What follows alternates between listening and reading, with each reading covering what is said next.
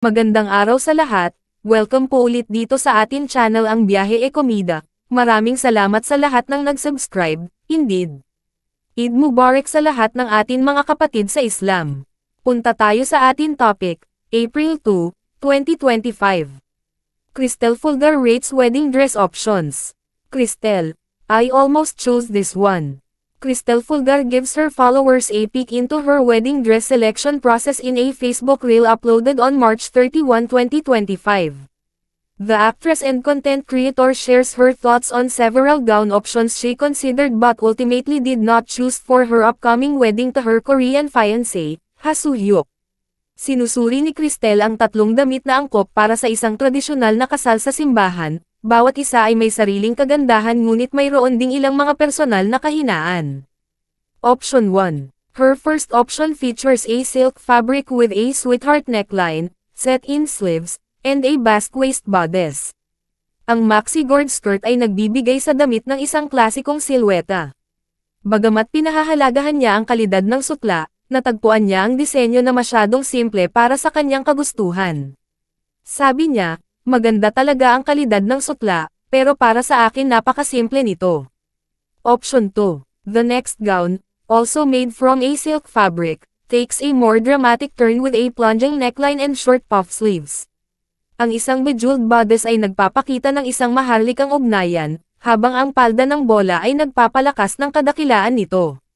Kahit na hinahangaan ni Cristel ang kagandahan nito, natagpuan niya ang disenyo ng manggas na medyo hindi kaakit-akit.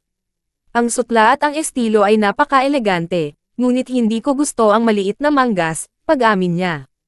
Option 3. The third option combines beaded brocade and organza fabric, with a round, translucent neckline, butterfly sleeves, and a basque waist bodice, all flowing into a maxi gored skirt.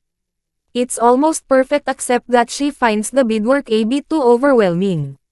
She says, halos perpekto ito maliban na lang kung medyo nakakapagod ang beadwork. Sabi niya, ito ay talagang mabuti at perpekto para sa simbahan, ngunit nakita ko itong masyadong mabigat dahil sa mga kwintas. Para sa reception, Cristel checks out 3 breathtaking dresses. Option 1, beaded tulle fabric with an off-the-shoulder neckline and a bejeweled bodice give the first option a fairytale-like charm. The ball skirt creates a grand silhouette, but it only has that dramatic effect in photos. Her comment, it looks so good on screen but not so much in reality. Option 2, the second gown stands out for its delicate embellishments. It combines beaded and floral embellished tulle with satin fabric, featuring an off-the-shoulder plunge neckline and a voluminous ball skirt. Cristel is drawn to its elegance and charm, admitting, it looks so cute, elegant, and charming. I almost chose this one.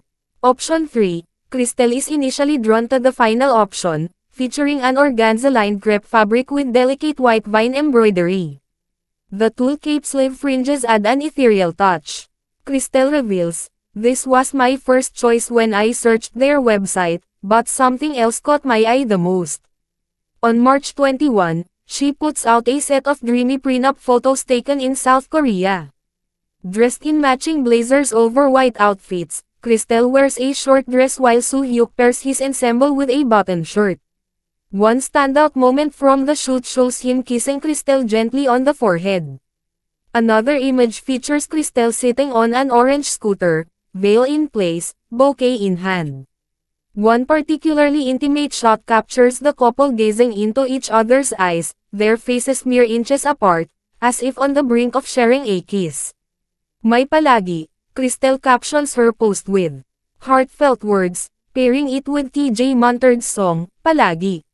Faith played a significant role in their relationship, strengthening Cristel's confidence in their future together. Soo-hyuk's decision to convert to Iglesia ni Cristo reaffirmed her belief that he was the one. Nung sinabi niya sa akin na willing naman siya to convert, dun ko na, eyes, willing pala siya, Cristel told Pep in February 2024. And then, nung nakita ko talaga na, ngayon kasi nakaprocess na siya, hindi kasi. Sa church kasi namin, hindi siya basta-basta pwedeng pumasok. It will take time, it will take months. So nasa process siya ngayon, and yun lang din yung hinihintay ko para masagot ko na siya. bisitahin ang Facebook ni Cristel Fulgarnay, may room 7.9 million followers. Rating the wedding dresses that I didn't choose. Option 1. The quality of the silk is really good, but I find it too simple. Option 2. The silk and the style are very elegant, but I do not like the small sleeves. Option 3.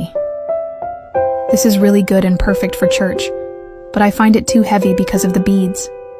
Option 1. It looks good on screen, but not so much in reality. Option 2. It looks so cute, elegant, and charming. I almost chose this one. Option 3. This was my first choice when I searched on their website, but something else caught my eye the most.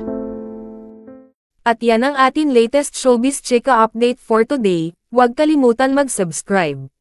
Click the notification bell for more showbiz chika updates. Like and share the video at suportahan po ang atin Facebook page. Maraming salamat sa lahat ng nag-subscribe, indeed.